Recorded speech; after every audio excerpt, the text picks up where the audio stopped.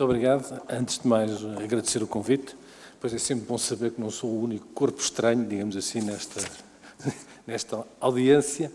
Bom, eu venho aqui transmitir aquilo que é a perspectiva de uma parte da contratação pública, ou do alvo da contratação pública. Hoje em dia, em Portugal, inclusivamente, nem sequer a maior, já foi, mas hoje já não é, e também não será nos próximos anos.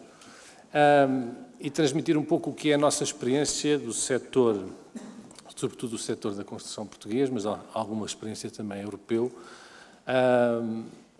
no mundo e um pouco na Europa, nesta questão ligada à globalização.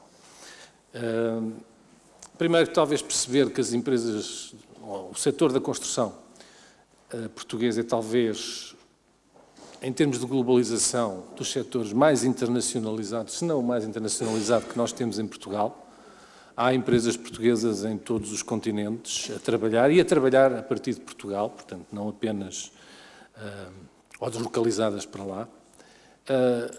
Têm sido muito ou extremamente bem-sucedida nos últimos anos. Isso deve-se a duas coisas que são verdadeiramente únicas em termos de capacidade, é que o ensino de engenharia e de arquitetura em Portugal é desde sempre de altíssima qualidade e isso é reconhecido internacionalmente e as empresas portuguesas têm dentro do seu ADN, do seu código genético, digamos, a incorporação disso. Esse tem sido um trunfo essencial. Rapidamente, só para perceberem onde é que nós andamos e o que é que aconteceu. Portanto, nos últimos 8 anos, o setor da construção em Portugal cresceu externamente a este ritmo, um ritmo de 14% ao ano. Não sei se há muitos setores que tenham feito o mesmo. A evolução, digamos, da reposição de carteira de encomendas tem sido inferior e tem tendência a ser inferior agora, neste ano e no próximo. A seguir já vão perceber porquê. Mas seja como for, tem sido, em termos de capacidade de afirmação, um sucesso, apesar disto ser elogio em causa própria, neste caso não é vitupério, é mesmo assim. Esta é a distribuição, digamos, da expansão geográfica da atividade da indústria. Claro que a África tem sido o maior destinatário das nossas empresas e onde nós temos tido maior sucesso, mas isso tem estado a ser ligeiramente invertido, felizmente, e tem havido um crescendo da componente da América Central e do Sul. A Europa, e a seguir eu também já vou explicar em parte porque é que é assim, infelizmente não tem tido nem sequer a mesma realidade, nem sequer talvez uma percentagem condizente com aquilo que o facto de fazermos parte de uma União deveria pressupor. Isto é para se ver a evolução ao longo dos anos, não é muito relevante, porque é apenas uma confirmação. Estes são os 5 países onde existiu maior atividade nos anos anteriores. Angola, destacadamente, felizmente,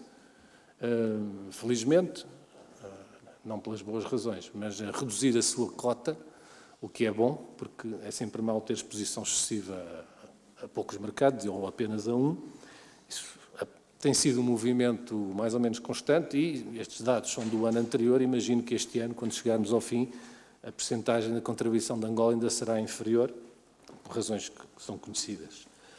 Uma coisa que geralmente não se sabe é que, em termos da União Europeia, a indústria da construção portuguesa e as empresas portuguesas são, em termos de cota de mercado em África, o segundo país, a seguir à França e à frente de todos os outros. Não sei se há assim tanta coisa, para além do futebol talvez, em que a gente tenha capacidade de ter uma colocação tão afirmativa, digamos, nos rankings europeus, no caso. E na América Central e do Sul, também aqui, não ficamos nada mal, somos o terceiro país em termos de cota de mercado conquistado por empresas europeias no exterior. Tendendo aos restantes países, também não nos fica nada mal. Isto, para começarem a perceber onde é que nós temos andado, nós, empresas da construção, e quais são as realidades com que nós confrontamos. E temos a Europa, eu já lá irei, onde infelizmente a penetração é bastante reduzida e muito disso tem a ver com algumas das questões que eu não tive cá o dia todo, mas quando cheguei há pouco fui ouvindo. E depois temos os mercados, digamos, dos países emergentes, todos aqueles que estão no continente africano, na América do Sul, mas também na Ásia, em que, paradoxalmente, ou talvez não, há mais acesso livre ao mercado do que existe naqueles que são países mais organizados e estruturados. E a razão é simples, é que só protege quem tem autonomia e soberania financeira, como nós recentemente descobrimos neste país. E, portanto, o que acontece é que, invariavelmente, a maior parte dos concursos e das obras ou dos projetos que são concursados nesses países são através de agências multilaterais ou bancos de desenvolvimento. E, portanto, as regras de contratação são aquelas que essas agências e esses bancos de desenvolvimento impõem e que, invariavelmente, têm como Bíblia, chamemos-lhe assim, as regras do Banco Mundial. E isso é válido para tudo. E, com exceção de Angola, precisamente porque tinha capacidade financeira para impor as suas regras, a maior parte dos outros países, Moçambique inclusive, onde também existe um ordenamento jurídico idêntico ao português, mas que na realidade, em termos de contratação pública, é aplicado com uma expressão ínfima, porque o resto do mercado é todo ele financiado por entidades externas que obrigam à utilização destas regras. E depois temos a realidade da União Europeia. Eu vou, no fim de contas, muito rapidamente aqui, apenas dizer quais são os problemas, quer no mercado europeu, quer neste mercado global, que tem esta, digamos, forma de atuar, e depois as tendências, porque há muita coisa que eu ouvi aqui dizer em relação a algumas preocupações, que nomeadamente a contratação pública, a portuguesa e a europeia no seu todo, vão incorporar neste regime de diretivas, mas é preciso perceber que há muitos países europeus que já estão ali. E como nós estamos a viver, toda a gente ouve falar isso, uma revolução de processos, a chamada digitalização da economia, também chegou à construção, quer dizer, nós já não somos trolhas de rádio de pilhas, já somos trolhas de Spotify também, e, portanto, há fenómenos novos a acontecer que vão colocar situações novas à contratação pública, para a qual o código existente em Portugal é uma peça de museu. Não sei o que é que vem aí, logo se verá, mas o que vai ser preciso depois, imagino eu, também não vai ser aquilo que vamos ter. Portanto, isto eu já disse, não vale a pena amassar-vos com isto. Em relação aos mercados da União Europeia, o que é que a gente constata? Há uma dispersão muito grande dos modelos de contratação. Há países, nomeadamente países do leste europeu, em que as regras de utilização são muito próximas daquelas que eu há bocadinho referi em relação ao Banco Mundial, que eu a seguir já direi quais são, e onde existe a aplicação, digamos, na gestão contratual dos, não sei se estão familiarizados com a terminologia, mas os contratos FIDIC, que são os contratos feitos pela Federação de Engenheiros e Consultores e que são, de uma forma geral, a forma mais comum de gerir depois as execuções contratuais, sobretudo em países que não têm ordenamentos jurídicos assim tão evoluídos. A maior parte do acesso é feito sempre sob o critério chamado Past Performance, ou curricular, portanto é uma atestação das capacidades em função do tipo de obra ou do requisito, que tem a ver com currículos de pessoas e tem a ver com critérios económicos da própria empresa, em função daquilo que é o montante da obra, basicamente isto é assim. Só Portugal e Espanha é que são diferentes, porque têm, digamos, os alvarás, ou o sistema instituído do alvará. Os outros todos, com mais ou menos diferenças, é por aqui que vão. Em todos eles existe uma fortíssima alocação de critérios, chamados critérios de discriminação positiva, sobretudo nos valores abaixo do limiar das diretivas, portanto, abaixo dos 5 milhões de euros. O que é isto? É o chamado local content, ou, portanto, a preferência ao contexto local. Isto é muito utilizado abaixo dos 5 milhões e acima dos 5 milhões, nos grandes projetos, como não pode ser explicitado, digamos que é subtilmente implementado através de algumas ideias que eu, por seguir, rapidamente também enunciarei. Quase sempre o critério é o do preço, abaixo da diretiva, e acima da diretiva já há uma introdução cada vez maior do chamado Value for Money na terminologia do Banco Mundial e do Life Cycle Cost, no caso das diretivas comunitárias, e, portanto, aqui o chamado valor da proposta no ciclo de vida. E depois existem, às vezes, assim, umas subtilezas que acabam por ser óbvios entraves à concorrência, colocadas, sobretudo, com critérios de sustentabilidade. Eu dou um exemplo, que há bocadinho o seu professor que fez aqui a alocução falou do projeto do Horesund, que é um projeto que eu conheço bem, até porque tenho ligações fortes à Dinamarca. Esse projeto, como tinha uma grande dimensão, foi aberto internacionalmente, mas depois tinha lá um critério muito subtil, por exemplo, em relação à proveniência do aço a utilizar na construção.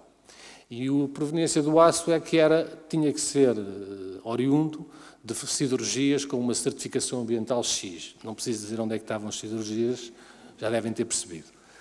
Portanto, coisas destas encontram-se muita vez. Quais são as tendências que nós vamos vendo surgir nos mercados onde operamos na Europa e também naquilo que vamos assistindo nas discussões que se estão a fazer, não em relação a estas diretivas europeias, mas às próximas? Porque a União Europeia tem esta voracidade de nunca estar quieta.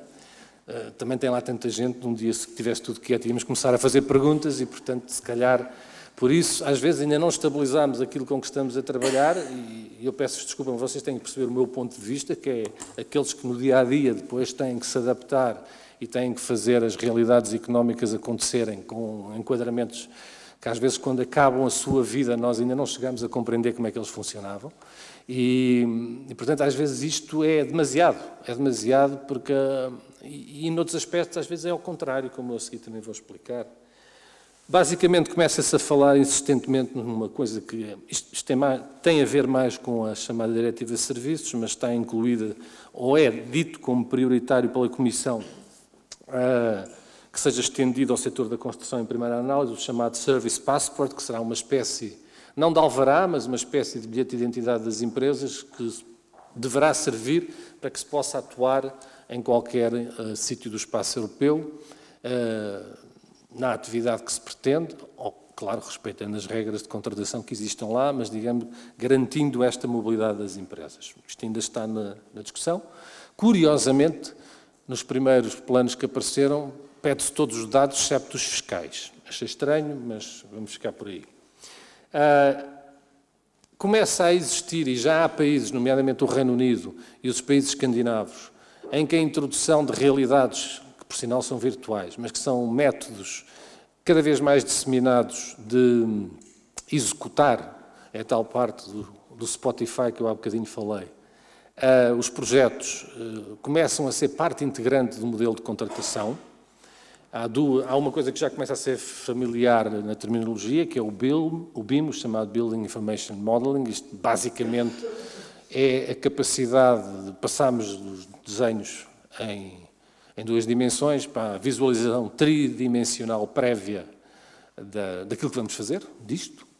Isso tem ganhos tremendos de eficiência e de produtividade, como é fácil de perceber, até de términos de um dos grandes problemas de discussão eterna nas empreitadas, que é os trabalhos a mais e as coisas não previstas. Estas tecnologias, não vou dizer que vão eliminar, mas vão reduzir a 90% a probabilidade dessas coisas acontecerem. Mas isto gera uma nova realidade de relacionamento entre as entidades contratantes e os executores, que vão completamente ao contrário daquilo que é a vida tal como a conhecemos e ao enquadramento, nomeadamente, que existe em relação à forma de funcionar aqui em Portugal. Existe também uma grande preocupação de que a contratação pública funcione como um incentivo à inovação empresarial, porque são as empresas que inovam, é bom não esquecer isso, e, portanto, há cada vez mais uma abertura para um tipo de procedimento muito baseado no chamado Design and Build, ou concessão-construção, como nós aqui o designamos, e inclusivamente à chamada contratação por funcionalidade. Sobretudo no mercado escandinavo, existem já modelos de contratação em que se contrata o que se quer que o edifício faça. Num exemplo muito simples, vai deixar de se pedir a uma empresa para a manutenção dos jardins, digamos, que corta a relva 6 vezes por semana, e o que se vai dizer é que se quer que aquela relva nunca tenha mais de 3 centímetros. E depois a genialidade do prestador fará com que a relva não tenha mais de 3 centímetros. Se corta 6 ou só corta uma vez, é aí que vem a inovação. Instrumentos deste tipo já são muito postos em prática no Reino Unido e nos mercados escandinavos. Pode ser que eles resolvam o problema, saiam todos e, portanto, se calhar, então fica mais fácil de resolver depois, em sede da União Europeia, restante a forma de funcionar, porque há uma diferença cultural objetiva, e eu também rapidamente vou referir isso a seguir. Nos mercados emergentes, como eu disse, quem impõe as regras são as agências multilaterais, são as regras do Banco Mundial e a gestão contratual é feita com base nos chamados contratos FIDIC. Também aqui há uma evolução, porque o Banco Mundial teve a rever recentemente os procedimentos de contratação e as regras vão entrar em vigor em julho deste ano.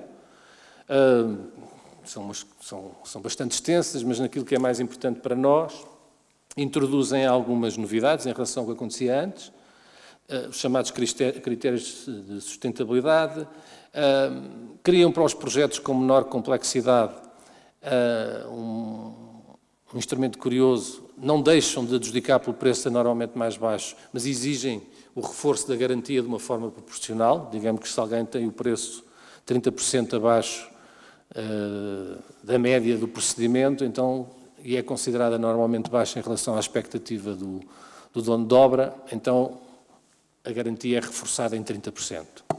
Não sei se será uma boa ideia, mas é assim pelo menos que irá. No caso dos projetos-chave na mão, a tal introdução do critério do value for money, ou do life cycle, como quiserem, e uma novidade que ainda não está, mas que começa a ser discutida, e que provavelmente será incorporada nas regras do Banco Mundial a partir do ano que vem. Está em discussão uma norma ISO sobre procedimentos anticorrupção.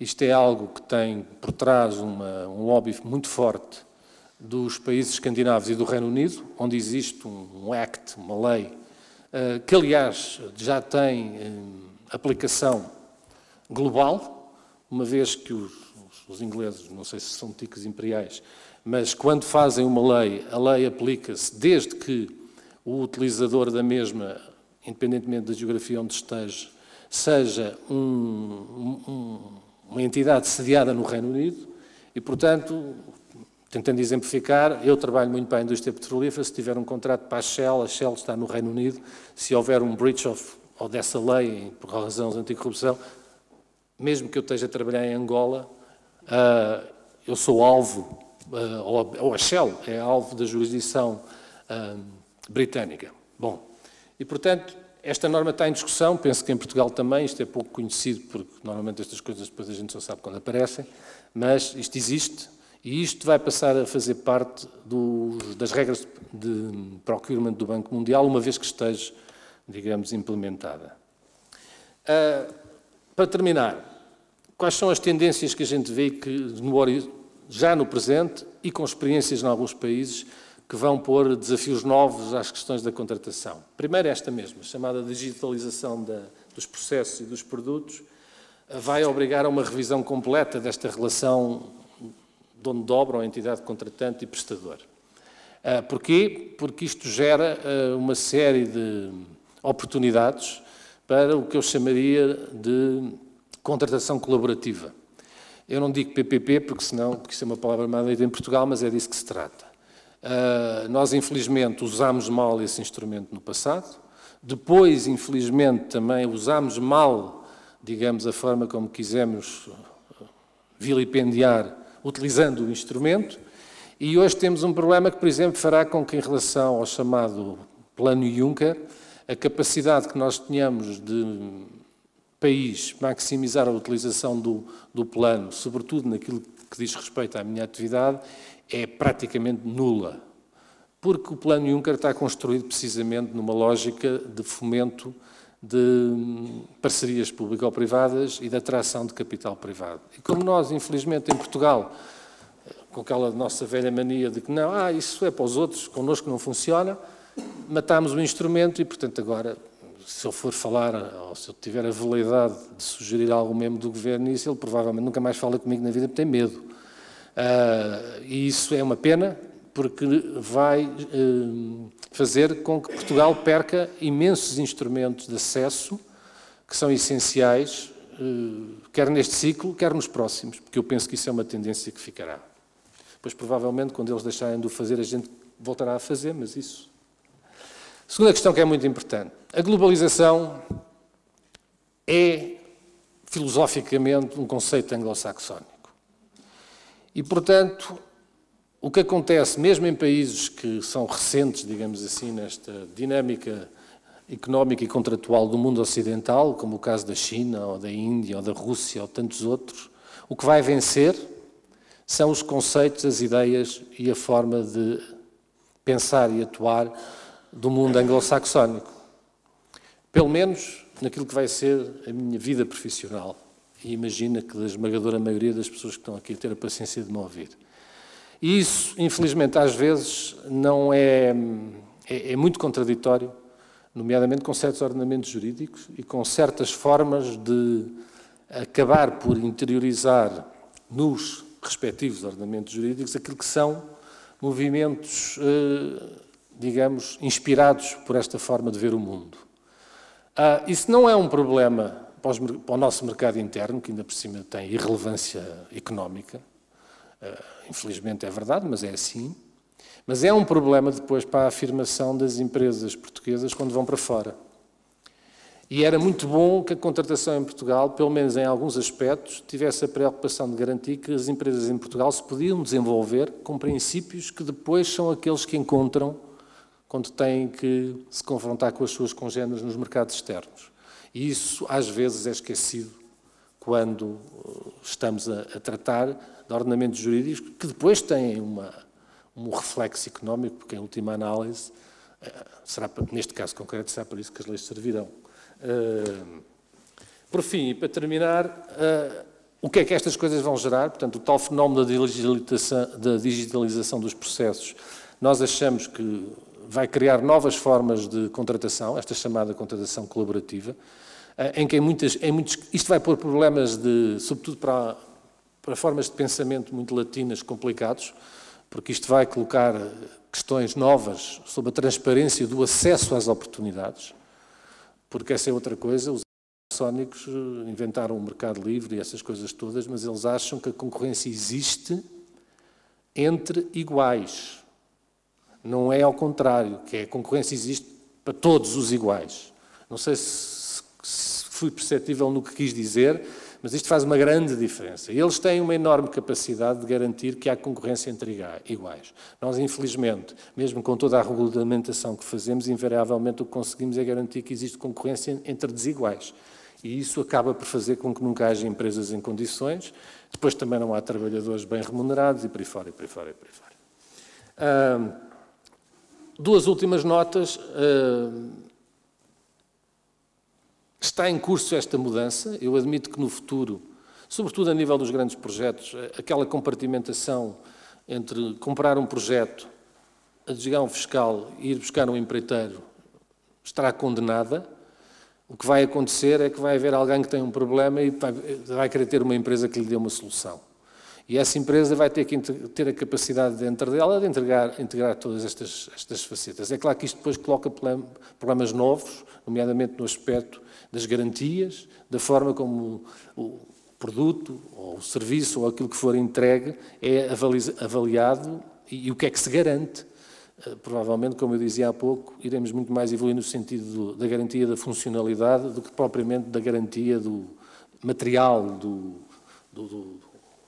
tijolo, ou do botão, ou do aço. E, por último, que eu há bocadinho ali saltei, esta questão muito relevante, que é que a contratação seja, acima de tudo, uma forma de permitir, não se esqueçam que eu estou sempre a falar no meu contexto, o desenvolvimento de empresas que tenham a capacidade e que a própria contratação valorize o facto de elas terem essa capacidade de investir e de inovar e portanto, isso exige uma outra abordagem à forma como contratamos. E obrigado pela vossa atenção.